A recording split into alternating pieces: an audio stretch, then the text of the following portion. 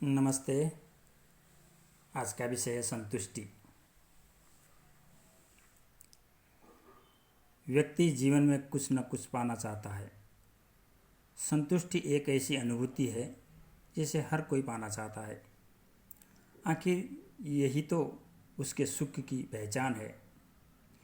इसके माध्यम से ही उसको पता चलता है कि वह सुखी है या नहीं।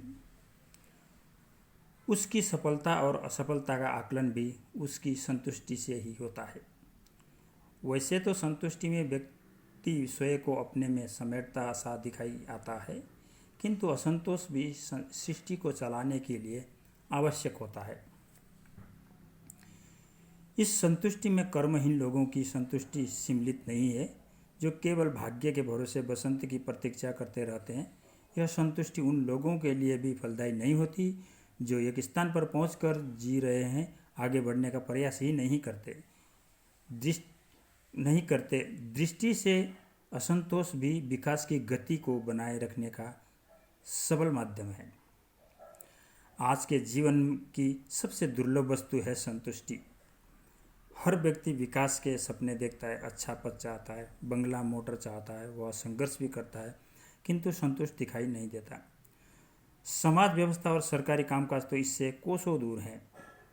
हर व्यक्ति खींचता सा दिखाई पड़ता है, जबकि संतुष्ट व्यक्ति कभी दुखी नहीं होता, विचलित नहीं होता, आवेश में नहीं आता। वह सहज भाव से अपना जीवनयापन करता है। उसे किसी संप्रदा में पड़ने की जरूरत नहीं, ईर्ष्या की जरूरत नहीं। वह अपने काम से काम रखता है। ऐसा संतोष कहाँ मिल सकता है। आज हमारी जीवन शैली ऐसी हो गई है कि हम वास्तविकता संतोष से दूर भाग रहे हैं। ज्ञान से हमारा नाता टूट गया है। हम केवल सूचनाओं को ही ज्ञान मानने लग गए हैं। भौतिक प्राप्तियों की ही विकास कहने लग गए हैं। हम भूल गए हैं कि ज्ञान और कर्मों का संतुलन ही तो संतुष्टि का मार्ग है। इसमें ज्ञान का न होना ही आधा संतुलन हो गया। मात्र सूचनाओं के सहारे संतुष्टि कैसे मिल पाएगी। कोरे ज्ञान के सहारे भी कर्म संतुष्टि नहीं देता। वह तो और भी खोटा है, विष जैसा है। आज के वातावरण में भौतिकतावाद का आधिपत्य इतना बढ़ गया है कि व्यक्ति कुछ और सोच ही नहीं पाता है। संचार माध्यम जो इसी भौतिकतावाद की देन है, व्यक्ति को घेरे रहते हैं। ये धीमे विष का कार्य कर रहे हैं। व्यक्ति का नित्य नए सब्ज भाग देखता है और उन्हें पाने के लिए दौड़ता रहता है। आज जीवन में इतना अनावश्यक जुड़ गया है कि आवश्यक के लिए तो स्थान ही नहीं दिखाई पड़ता है। फिर भी हम संतुष्टि को तलाशते हैं। हर पद, हर वेतन छोटा पड़ता जा रहा है। महत्वाकांक्षाएं तेज गति से बढ़ रही है। एक प्रश्न मन में उठता है कि क्या भौतिक सुविधाएं सचमुच व्यक्ति का विकास करती है।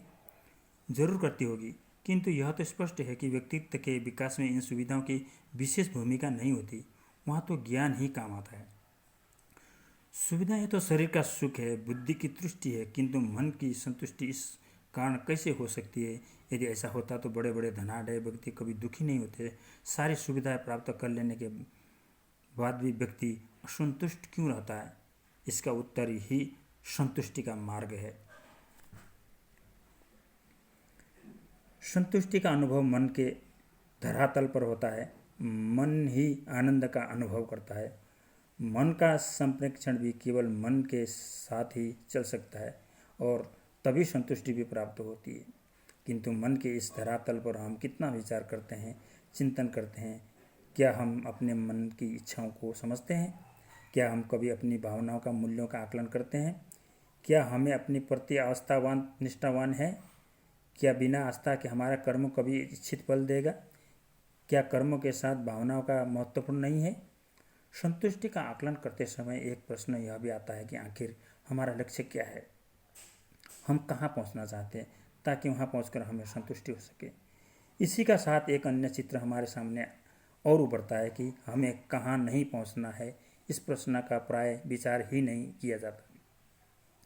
जो कुछ हमारे सामने आता है हम उसी के साथ जुड़ जाते हैं, चाहे वह हमारा विषय हो या नहीं। सुबह से शाम तक हम दर्जनों ऐसे विषयों की चर्चा कर लेते हैं जिनका हमारे लक्ष्य से साथ दूर दूर तक लेन देन भी नहीं होता। हमें कुछ नया भी प्राप्त नहीं होता और न हमारे व्यक्तित्व का विकास होता है। हम अपनी मंजिल की ओर भी नहीं बढ़ सकते। एक और जब हम केवल भौतिक सुखों के लिए चिंतन करते हैं और दूसरी ओर जो हमारा लक्ष्य भी नहीं है, तो यहाँ कर्म की परिभाषा भी काम नहीं आती। हमें यदि सचमुच संतुष्टि चाहिए तो हमें मन के धरातल पर उतरना होगा। मन से ही संतुष्टि हो सकती है। सुविधाएं तो 2 दिन में भूला दी जाती है। सम्मान, सुरक्षा का भाव, आस्था आदि संतुष्टि के मूल तत्व हैं। तो प्रेम, माधुर्य, करुणा आदि मन की संतुष्टि के कारण बनते हैं। किंतु कठिनाई यह है कि मन को हम जानना ही नहीं चाहते। वस्तुतः ज्ञान से ही आत्मालोचन संभव है, कर्म का आकलन संभव है, तभी जीव संतोषी बन जा पाता है। हमें यदि संतुष्ट होना है तो शरीर और बुद्धि के धरातल के साथ साथ मन और आत्मा का धरातल का संतुलन भी स्थापित करना पड़ेगा। इनमें यदि एक भी गड़बड़ाया तो निश्चय ही जीवन में असंतोष छा जाएगा। आज का सारा उपकर्म शरीर के पुष्टि और बुद्धि की तुष्टि पर लक्षित है। मन और आत्मा जीवन के विषय ही नहीं रह गए, तब कैसे आएगा जीवन में संतोष?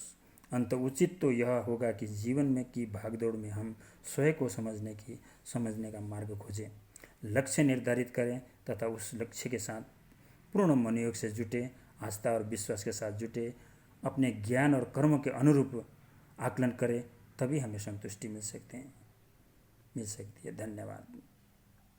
आपको अच्छा लगे तो अपने विचार रखिएगा। धन्यवाद।